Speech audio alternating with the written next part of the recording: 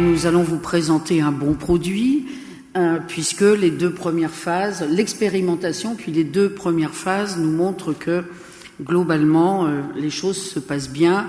Alors sur ce projet, il y a un aspect de coopération, de mutualisation particulier, puisque c'est cette ENT et l'ENT à la fois du nord du Pas-de-Calais et de la région, et que le Pas-de-Calais a aussi lancé une expérimentation d'extension vers le cycle 3, donc d'abord les CM2, de manière à ce que les jeunes du Pas-de-Calais puissent aborder, et leurs familles, parce que c'est important aussi, et leurs familles, puissent avoir accès au même ENT du CM2 à la terminale.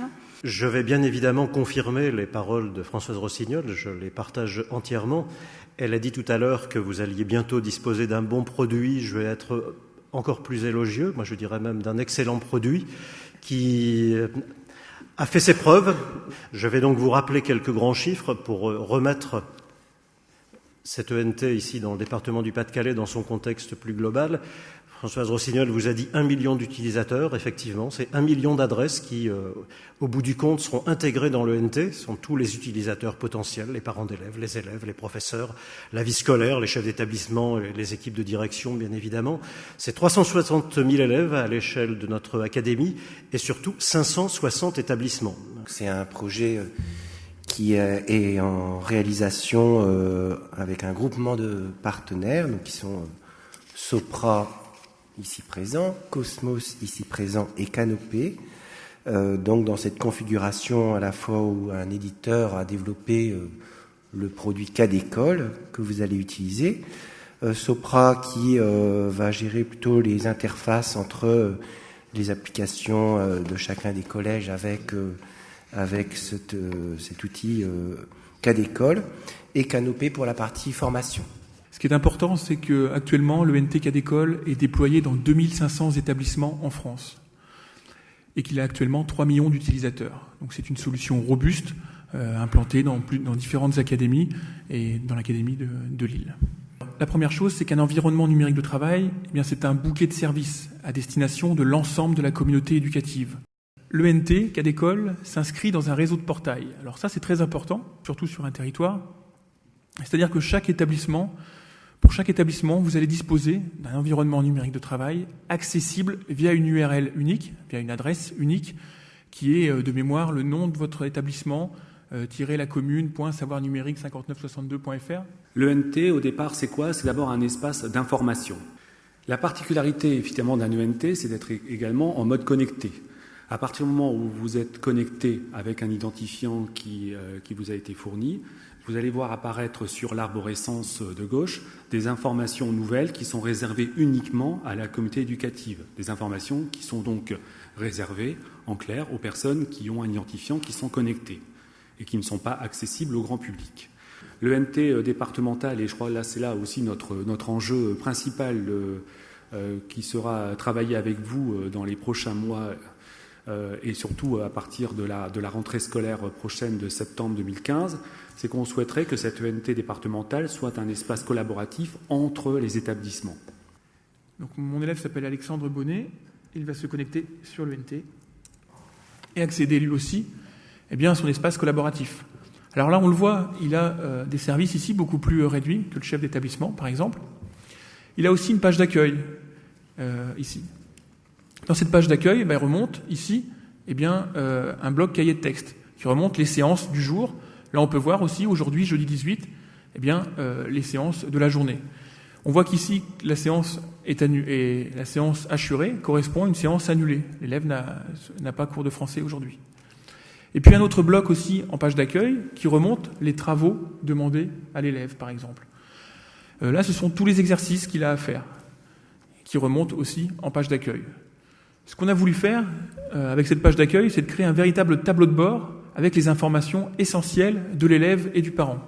On retrouve ici les actualités de l'établissement, les actualités de la collectivité, sa messagerie avec sa boîte de réception, et puis son cahier de texte et son travail à faire. Sur cette flèche, on voit le parcours de formation tel que initialement présenté. Donc en tout premier lieu, il y a la partie convocation. On se rappelle que les inscriptions sont à faire sur Gaïa d'ici le 20 décembre. À partir du moment où les convocations sont faites vis-à-vis de vos administrateurs et animateurs, les formations sont dispensées à partir de début février. Alors je vais prendre un exemple qui n'est pas un exemple collège en l'occurrence pour commencer, mais je ne vous dirai pas où ça se passe, c'est pas très important, mais vous pourrez vous-même le trouver facilement, puisque en passant par Google, vous arrivez à beaucoup de choses. Des lycées professionnels de la région en maintenance industrielle qui travaillent en réseau.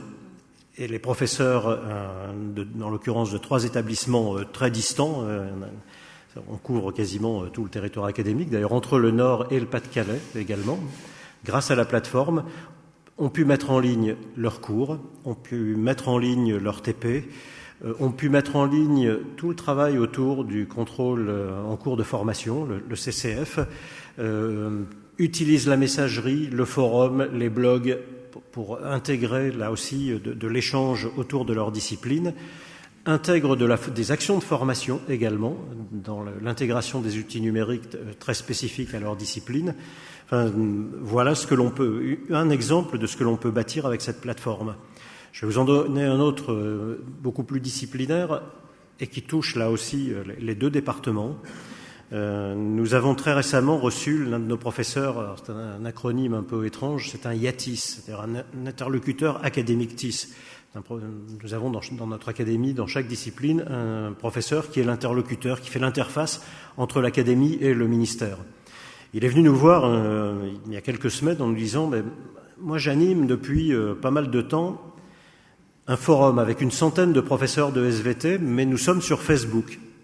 Et j'aimerais bien savoir s'il est possible de rapatrier ce forum au sein de l'ENT. »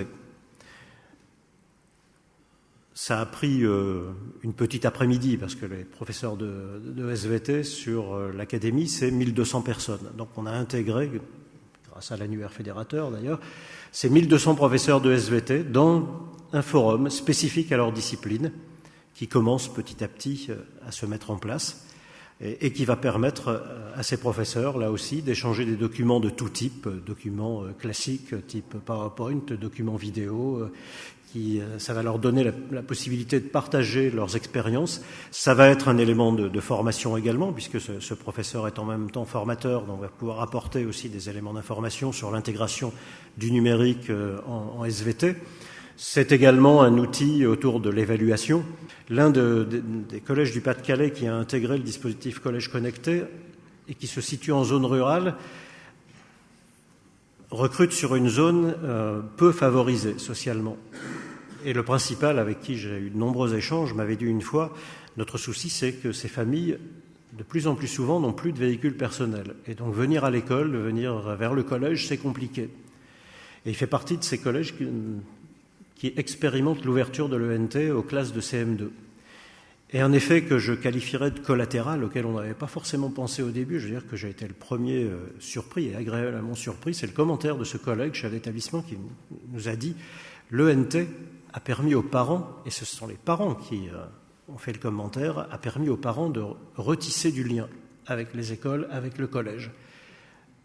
Certes un lien à distance, mais du coup une présence beaucoup plus forte auprès des équipes enseignantes, auprès des équipes de direction. » Donc je n'ai pas l'habitude de donner dans l'angélisme, mais je trouvais que c'était un exemple extrêmement important des effets de cette plateforme collaborative avec des familles tout à fait modestes, certes qui bénéficient d'un accès à l'Internet, mais qui ont compris tout l'intérêt qu'il y avait à utiliser cet outil collaboratif.